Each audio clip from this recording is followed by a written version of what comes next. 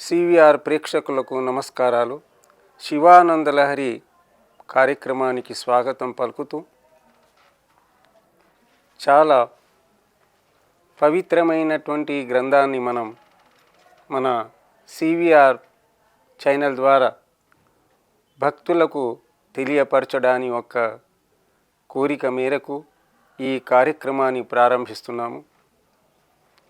అసలు మన తెలుగు రాష్ట్రమైనటువంటి దక్షిణ భారతదేశంలో పవిత్రమైనటువంటి ఉన్నతమైనటువంటి దివ్యమైనటువంటి జ్యోతిర్లింగం ఏదైతే ఉందో ఆ జ్యోతిర్లింగం మహా పవిత్రమైనటువంటిది, ఎన్నో మహిమలతో కూడినటువంటిది. ఆ పర్వతమే శ్రీశైల పర్వతం.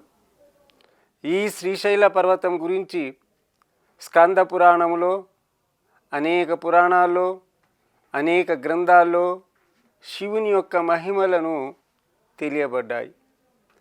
అలాంటి ఈ తెలియబడినటువంటిది మన భగవత్పాదులైనటువంటి శ్రీ జగద్గురులైనటువంటి యావత్ ప్రపంచానికే సనాతన ధర్మము అనగా ఏమిటి, మనం ఎలా ఉండాలి, ఎలా జీవించాలి అని వారి జీవితాన్నే అంకితం చేసినటువంటి అవతార పురుషులు. సాక్షాత్తు దక్షిణమూర్తి యొక్క అవతారమైనటువంటి భగవత్పాదుల వారు శ్రీ శంకర పరమానంద స్వామివారు ఆచార్య వారి యొక్క పాదాపద్మాలకు కోటి కోటి వందనాలు సమర్పించుకుంటూ ఈనాడు వారు చెప్పినటువంటిది, వారు అనేకమైనటువంటి గ్రంథాలు రాశారు, అనేకమైనటువంటి స్తోత్రాలను విభజించి రచించి మన 4 పీఠాలను ప్రారంభించి ప్రతిష్ఠించి మన హిందూ సమాజాన్ని కాపాడడానికి కంకణబద్ధులైనటువంటి వారు జగద్గురు శంకరాచార్యుల వారు. వారితో ఈ కార్యక్రమాన్ని మొదలు పెడుతున్నాం. ఓం గణానాం త్వా గణపతిగం హవామహే కవిం కవినాముపమస్త్రాస్త్రమం జ్యేష్ఠరాజం బ్రాహ్మణం బ్రాహ్మణస్పత అనశృణుతిభిः సీదా సాదనం మహాగణాధిపతే నమః. ఓం ఏకదంతాయ విద్మహే వక్రతుండాయ ధీమహి తన్నో దంతి ప్రచోదయాత్. ఓం తత్పురుషాయ విద్మహే మహాదేవాయ ధీమహి తన్నో రుద్ర ప్రచోదయాత్. ఓం నారాయణాయ విద్మహే వాసుదేవాయ ధీమహి తన్నో విష్ణు ప్రచోదయాత్. ఓం దైవై బ్రహ్మణ్యై విద్మహే మహాశక్తై చ ధీమహి తన్నో దేవీ ప్రచోదయాత్. ఓం మహాలక్ష్మై చ విద్మహే విష్ణుపత్న్యై చ ధీమహి తన్నో లక్ష్మీ ప్రచోదయాత్. ఆపదామపహర్తారం దాతారం సర్వసంపదాం లోకాభిరామం శ్రీరామం భియో భియో నమామ్యహం. శ్రీ ఆంజనేయం మహావీరం బ్రహ్మ విష్ణు శివాత్మకం బాలార్కసదృశాకారం రామదూతం నమామ్యం. సర్వమంగళమాంగళ్యే శివే సర్వార్థసాధికే శరణాంగత్ర్యంబకే గౌరీ నారాయణీ నమస్తుతే. హర హర శంకర శివ శివ శంకర శివ శివ శంకర సద్గురు శంకర. హర హర శంకర శివ శివ శంకర హర హర శంకర శివ శివ శంకర శివ శివ శంకర హర హర శంకర హర హర శంకర శివ శివ శంకర. జగద్గురు శంకరాచార్యుల వారి యొక్క పాదపద్మాలకు నేనే కాదు యావత్ ప్రపంచమంతే కూడా వారి చరణాలకు రుణపడి ఉంటాం. వారు ఈ సృష్టి ఉన్నంతకాలం జీవించే ఉన్నారు. భారతదేశమే కాదు యావత్ ప్రపంచమందే కూడా వారికి రుణపడి ఉన్నాం. హిందూ సమాజంలో సనాతన ధర్మము నిలిచి ఉందంటే వారి కృపాకటాక్ష వీక్షణలు మాత్రమే.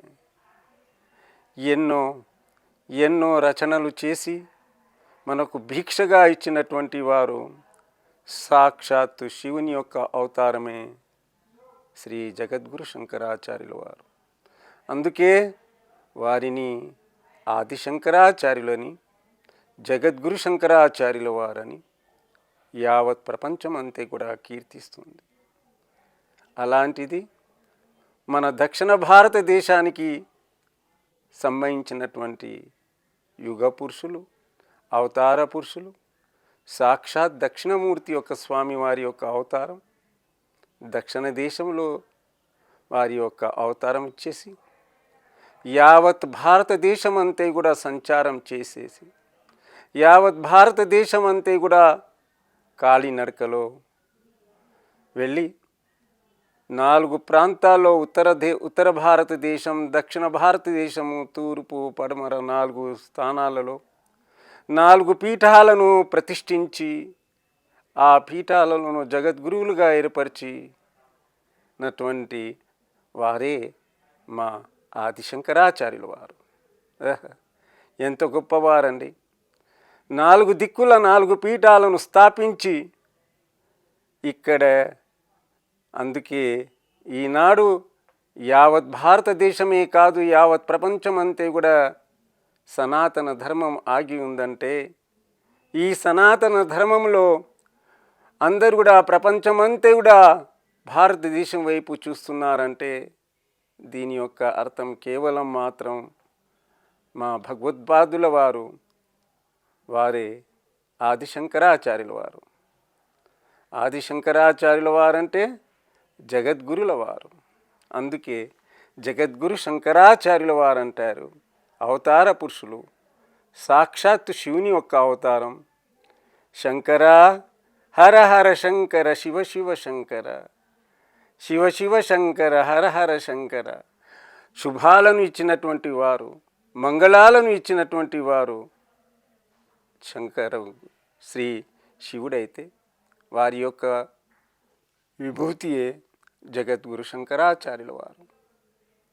అయితే మన దక్షిణ దేశమైనటువంటి, తెలుగు రాష్ట్రమైనటువంటి ఆంధ్ర దేశంలో అనగా సిరిశైల మహాపర్వతంలో శ్రీ అంటేనే సాక్షాత్తు లక్ష్మీదేవి, శ్రీ అంటేనే అమ్మ జగన్మాత, శైలము అంటే పర్వతము. యావత్ ప్రపంచం, యావత్ భారతదేశం అంతా కూడా తిరిగి వారు సిరిశైలంలో ఉన్నారు. పాలవంచు నీలవంచు అన్నటువంటి ఇది పవిత్రమైనటువంటి సిరిశైలంలో ఉన్నటువంటి ప్రాంతంలో రచించినటువంటిదే శివానంద లహరి. కానీ జగద్గురు శంకరాచార్యుల వారు రచనల్లో, చాలా గొప్పవైనటువంటి రచనల్లో సౌందర్యాలహరి, శివానందలహరి, ఆనందలహరి, సౌందర్యానందలహరి చెప్పింది అమ్మవారి గురించి, అయ్యగారి గురించి చెప్పినటువంటిది శివానందలహరి. అయ్యగారు, అమ్మవారు ఈ ఇద్దరితోనే లోకం సాగుతుంది. ఆది దంపతులైనటువంటి ఆ జగద్గురు శంకరాచార్యుల వారు, జగద్గురు శంకరాచార్యుల వారు వారి ఇద్దరి గురించి రచించినటువంటి ఏవైతే పవిత్రమైనటువంటి, ఉన్నతమైనటువంటి, ఉజ్వలమైనటువంటిది గ్రంథాలు ఇచ్చినటువంటి ఏవైతే ఉన్నాయో, సౌందర్యాలహరి, శివానందలహరి. సౌందర్యాలహరి అనగా ఈ సృష్టి అంతా కూడా సౌందర్యమే. సౌందర్యంతో ఉన్నటువంటి ఆ అమ్మ జగన్మాత జగదీశ్వరి. శివానందలహరి అన్నటువంటిది ఆ అయ్యవారి గురించి, శివుని గురించి, ఆ స్వామివారి గురించి చెప్పినటువంటి మహాగ్రంథం. శివానందలహరిలో 100 శ్లోకాలతో ఉన్నటువంటిది, ఆ 100 శ్లోకాలతో ఉన్నటువంటిది శతకము అంటారు. కానీ ఈ గ్రంథాన్ని శివానందాలహరి అన్నటువంటి నామకరణం చేశారు. అక్కడే శ్రీశైల మల్లికార్జుని యొక్క మహిమలను గురించి, శ్రీశైల మల్లన్న స్వామివారి యొక్క వివరాల గురించి చెప్పినటువంటిది. అనగా శ్రీశైల మల్లేశ్వరుడు ఆ భ్రమరాంబికతో ఉన్నటువంటి పవిత్రమైనటువంటి ఏదైతే ప్రాంతం ఉందో ఎంత గొప్పదైనటువంటి ప్రాంతం అండి. అటు చూస్తుంటే కృష్ణా నది ప్రవహిస్తుంటే ఆ కృష్ణా నది కింది భాగం నుంచి పాతాళగంగ ఉంటే ఆ పాతాళగంగ సరస్సున వెళుతుంటే స్వామివారు పైన ఉన్నారు సాక్షాత్ శివుడు లింగస్వరూపంగా ఆ మల్లికార్జునుడు. ఆ పైన ఉన్నటువంటి అమ్మ భ్రమరాంబికాదేవి. మనం శివుని యొక్క పటాన్ని మనం చూసినప్పుడు మనకు దర్శనం ఇస్తుంటుంటారు వారు. శివుని యొక్క జటాజూటము నుంచి ప్రవహించినటువంటి గంగ కింద వెళుతూ ఉంటుంది. ఆ గంగ వెళుతూ ఉంటే మనకు దాహం తీర్చడానికి, మనం జీవించడానికి, మనం మన జీవితాలను సాగించడానికై ఏవైతే ఉంటుందో ఆ నది మన యొక్క తెలుగుదేశంలో ఉన్నటువంటి పవిత్రమైనటువంటి 2 నదులు ఉన్నాయి. అవే గోదావరి నది, మరి కృష్ణానది. ఆ కృష్ణానది తీరాన ఉన్నటువంటిదే శ్రీశైల మహాపర్వతం. శ్రీశైల మహాపర్వతం ఎవరైతే చూశారో ఎంత భాగ్యవంతులు, ఎంత అదృష్టవంతులు. దూరాన నుంచి ఖండరాల నుంచి వచ్చినటువంటి ఆ స్వామిని దర్శనం చేసుకుని జీవితాలను తరించుకున్నటువంటి ఎందరో మనకు భక్తుల యొక్క కథలు కనబడుతుంటాయి. శివపురాణంలో కానివ్వండి, లేదా ద్వాదశ జ్యోతిర్లింగాల్లో కానివ్వండి. ద్వాదశ జ్యోతిర్లింగాల్లో కూడా సౌరాష్ట్రే సోమనాథం చ శ్రీశైలే మల్లికార్జున 2వ నామం వస్తుంది. సౌరాష్ట్రే సోమనాథం చ శ్రీశైలే మల్లికార్జునం ఉజ్జయిన్యాం మహంకాళ ఓంకార మమలేశ్వరం వరల్యాం వైద్యనాథం చ డాకిన్యాం భీమశంకరం సేతుబందేతు రామేశం నాగేశం దారుకావనే వారణాస్యం తు విశ్వేశం త్రయంబకం గౌతమీ తటే హిమాలయే తు కేదారం గశ్మేశం చ శివాలయే ఏతాని జ్యోతిర్లింగాని సాయం ప్రార్థాపటన్నరః సప్తజన్మకృతం పాపం స్మరణేన వినశ్యతి. ఈ సందర్భంగా తొలి మన ఎపిసోడ్లో సౌరాష్ట్రంలో ఉన్నటువంటి ద్వాదశ జ్యోతిర్లింగాలను మనం నమస్కారం చేసుకున్నాం. 2వ జ్యోతిర్లింగమైనటువంటిది శ్రీశైల మల్లన్న. ఆ శ్రీశైల మల్లన్న ఈనాటిది కాదు, స్కాంద పురాణంలో ఉంది దాని యొక్క కథ, మహాభారతంలో ఉంది శ్రీశైలం యొక్క మహాత్యం. మరియు మన తెలంగాణ ప్రాంతానికి సంబంధించినటువంటి పాల్కూరి సోమనాథుడు తన బస్వచరిత్ర అన్నటువంటి దాంట్లో శ్రీశైలం యొక్క మహిమల గురించి రాశారు. అనగా ఎంత పవిత్రమైనటువంటి స్థానం చూడండి. పైన శ్రీశైల మల్లికార్జున స్వామి ఉంటే పైన భ్రమరాంబిక అమ్మవారు ఉన్నారు, దర్శనం చేస్తుంటారు. ఎంత మహద్భాగ్యం. ఆ స్వామిని స్పర్శించడమే లేదా దర్శనం చేయంగానే మన సప్త జన్మాల్లో చేసినటువంటి పాపాలన్నీ కూడా వెళ్ళిపోతాయంట స్కంద పురాణం చెప్తుంది. అలాగని జగద్గురు శంకరాచార్యుల వారు ఎన్నో గ్రంథాలు రాశారు. దాంట్లో విష్ణు సహస్రనామంగా వ్యాఖ్యానం చేశారు, అన్నపూర్ణ స్తోత్రం చేశారు, దైవాపరాధన క్షమాపణ స్తోత్రం చేశారు. మరి అనేకమైనటువంటి స్తోత్రాలు చెప్పినటువంటి ఆదిశంకరాచార్యులైనటువంటి జగద్గురు అయినటువంటి స్వామివారు శ్రీశైలంలో ఉంటూ రచించినటువంటి పవిత్రమైనటువంటి ఉజ్వలమైనటువంటి ఏదైతే ఉందో అదే శివానందాలహరి, శివ ఆనందాలహరి అన్నటువంటిది. ఆ స్వామివారు 100 శ్లోకాలతో రచించినటువంటి శ్రీశైల మహాపర్వతంలో ఉంటూ తపస్సు చేస్తూ ఆ రచించినటువంటి మహద్గ్రంథమే ఈ శివానందాలహరి. శివుని యొక్క ఆనందంతో కూడినటువంటిది శివానందలహరి, సౌందర్యాలహరి, ఆనందాలహరి. పవిత్రమైనటువంటి గ్రంథాలండి. ఈనాడు మనము ప్రారంభించుకుంటున్నటువంటి ఏదైతే ఉందో చాలా విన్నటువంటి వారికి, చెప్పినటువంటి వారికి ఒక్క శ్లోకం విన్నా కానివ్వండి జీవితం ధన్యమైపోతుంది. ఒక పదం విన్నా కానివ్వండి అది జీవితం సప్త జన్మాల్లో చేసినటువంటి మన పాపాలన్నీ కూడా వెళ్ళిపోతాయట. ఎందుకంటే అన్నారు చెప్పారు, ద్వాదశ జ్యోతిర్లింగాల్లోనే చెప్పారు, శ్రీశైల మల్లికార్జున స్వామి యొక్క ఉదయం పూట సాయం పూట ఎవరైతే జ్ఞాపకం చేస్తారో అలాంటి వారి యొక్క ఎన్ని కష్టాలైనా ఎన్ని బాధలైనా, ఎన్ని దుఃఖాలైనా, ఎన్ని సమస్యలు వచ్చినా కానివ్వండి, ఆ శ్రీశైల మల్లన్న, ఆ శ్రీశైల శ్వాసుడు, ఆ శివుడు మనకు కాపాడడానికి సిద్ధంగా ఉంటాడు. అందుకే ప్రతినిత్యము లక్షాది భక్తులు దేశ విదేశాల నుంచి వచ్చేసి అక్కడ స్వామివారిని మొరబెట్టుకుంటారు. ఉదయమే పాతాళ గంగ స్నానం, దాని అనంతరము స్వామి ఆ లింగ రూపంలో ఉన్నటువంటి స్వామివారి యొక్క దర్శన సౌభాగ్యం కలిగిందంటే ఎంత మహద్భాగ్యం అండి. చాలా భాగ్యవంతులమైపోతాం. అది శ్రీశైలం యొక్క మహత్తు. అనేకమైనటువంటి కథలు ఉన్నాయి దాంట్లో.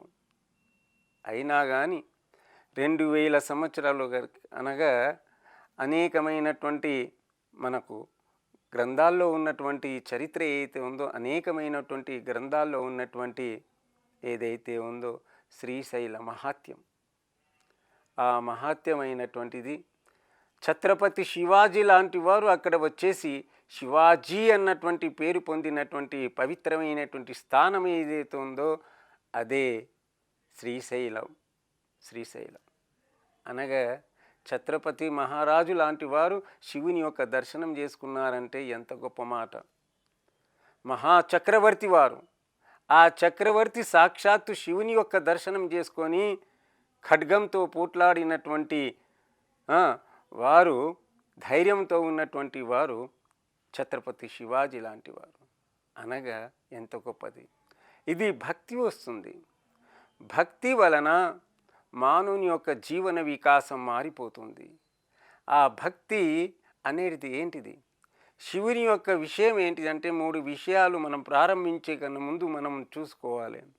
మొదటిది రుద్రాక్షమాల, రెండోది విభూతి పెట్టుకోవడం, మూడవది ఓం నమ శివాయ అన్నటువంటి పంచాక్షరి మహామంత్రంతో ఆ శ్రీశైల మల్లన్న యొక్క ప్రతి నోట, ప్రతి పాట ఓం నమ శివ పంచాక్షరి మహామంత్రము, ఓం నమ శివాయ, ఓం నమ శివాయ.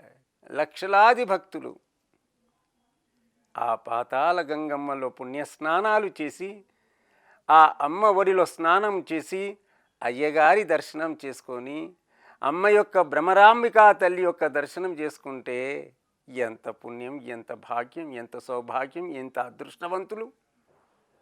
అది మన భారతదేశంలో ఉన్నటువంటి, దక్షిణ భారతదేశంలో ఉన్నటువంటి శ్రీశైలం యొక్క మహద్భాగ్యం, మహాపుణ్యం.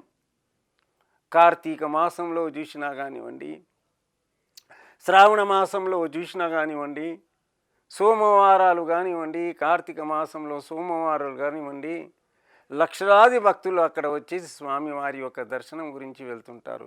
లింగాకారంలో ఉన్నటువంటి చిరులింగంలో ఉన్నటువంటి ఆ స్వామివారి యొక్క మహిమ ఎంత గొప్పదైనటువంటి మహిమ. సంతానము లేనటువంటి వారికి సంతాన సౌభాగ్యం కలిగినటువంటి, అనారోగ్యంతో ఉన్నటువంటి వారికి ఆరోగ్యం ఇచ్చినటువంటిది. శివయ్యా నీవే నన్ను కాపాడినటువంటి నా తండ్రివి నీవేనయ్యా అంటే మొరపెట్టుకుంటే సాక్షాత్తు స్వామివారి వచ్చే వారికి రక్షించే దేవుడు ఎవరైతే ఉన్నారో శివయ్య. ఆ శివయ్యే శ్రీశైల మల్లికార్జునుడు. ఆ శివుడే ప్రతిదీ కూడా అడిగినటువంటి భోలాశంకరుడు అంటారు. అందుకే వారి యొక్క ప్రాంతంలో, పవిత్రమైనటువంటి ప్రాంతంలో చెప్పినటువంటిది, రచించినటువంటిది, వారి యొక్క పవిత్రమైనటువంటిది, మహాపుణ్యమైనటువంటి, మనం పుణ్యం చేసుకున్నాం కాబట్టి వారి ముఖార విందమునట్టు వచ్చినటువంటి మహామంత్రాలు ఏవైతే ఉన్నాయో ఆ మహామంత్రాల్లోకి ఉన్నతమైనటువంటి మహామంత్రం ఏదైతే ఉందో శివానందలహరి అనగా 100 శ్లోకాలతో కూడినటువంటిది. మనం అడిగినటువంటి వారికి మనం కోరికలను తీర్చినటువంటి మహామంత్రం అంటున్నాను. శివ పంచాక్షరి మంత్రానికి సమానమైనటువంటిది శివానందలహరి. ఎలాగైతే కాశీలో జగద్గురు శంకరాచార్యుల వారు అక్కడ అన్నపూర్ణాదేవిని దర్శనం చేయగానే ఒకటేసారిగా వారికి అన్నపూర్ణ స్తోత్రం జ్ఞాపకం వచ్చేసింది. నిత్యానందకరి వరాభయకరి సౌందర్య రత్నాకరి అన్నటువంటిది అమ్మ గురించి చెప్పినటువంటిది. అమ్మ అందుకే వారు చెప్పినటువంటి సౌందర్యాల హరి చూసినా కానివ్వండి, శివానందల హరి చూసినా కానివ్వండి, ఆనందల హరి చూసినా కానివ్వండి, అన్నపూర్ణ స్తోత్రం చూసినా కానివ్వండి, అన్నిట్లో కూడా ఆనందమే కనిపిస్తుంది. అందుకే అక్కడ కూడా అన్నపూర్ణమ్మను దర్శనం చేసుకున్న తర్వాత అక్కడ చెప్పినటువంటి మొదటి శ్లోకం నిత్యానందకరి. అమ్మ నిజంగానే ఆనందంతో కూడినటువంటి జగన్మాత, జగదీశ్వరి. ఆమెకు దుఃఖం అంటూ ఉండదు. అలాగనే శివయ్య కూడా ఆనందంతో ఉన్నటువంటి వారే. అలాంటి అందుకే వారు శివానందలహరి అన్నటువంటి ఆనందంతో చెప్పినటువంటిది. వారి ఆ స్వామివారి ఈ యొక్క శ్లోకాలను పారాయణం చేస్తే, చదివినట్లయితే, విన్నట్లయితే మనము ధన్యులం, సౌభాగ్యవంతులం, అదృష్టవంతులం అంటూ ఆ శివానందలహరి అన్నటువంటి ప్రథమ శ్లోకంలో చూడండి, స్వామివారు జగద్గురు ఆచార్యుల వారు ఏం చేశారు? ఇక్కడ సౌందర్యాలహరి శివశక్తి అన్నటువంటి పేరుతో ప్రారంభిస్తే, ఇక్కడ సంస్కృత భాషలో మనకు ద్వివచనములో 3వ 4వ విభక్తిలో భ్యాం భ్యాం అన్నటువంటి వస్తుంది. రామాభ్యాం కృష్ణాభ్యాం అన్నటువంటిది, గజాభ్యాం సీతాభ్యాం సరితాభ్యాం అన్నటువంటి పదాలు వస్తాయి. ఇక్కడ మొదటి శ్లోకంలో మనకు స్వామివారు చెప్పినటువంటి శ్లోకంలో భ్యాం అన్నటువంటి అక్షరాలతో పొందికపరిచినటువంటి మహాశ్లోకం.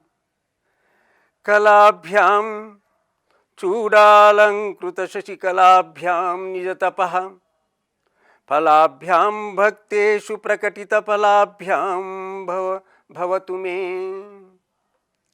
శివాభ్యాం అస్తోకత్రివభువన శివాభ్యాం హృది పునః భవాభ్యాం ఆనందస్పరదను భవాభ్యాం నతిరియన్. ఎలా చెప్పారు చూడండి. కళాభ్యాం అన్నటువంటి పదంతో ప్రారంభించినటువంటి మొదటి శ్లోకం ఏదైతే ఉందో, కళాభ్యాం అన్నటువంటి పదాన్ని విభజించారు.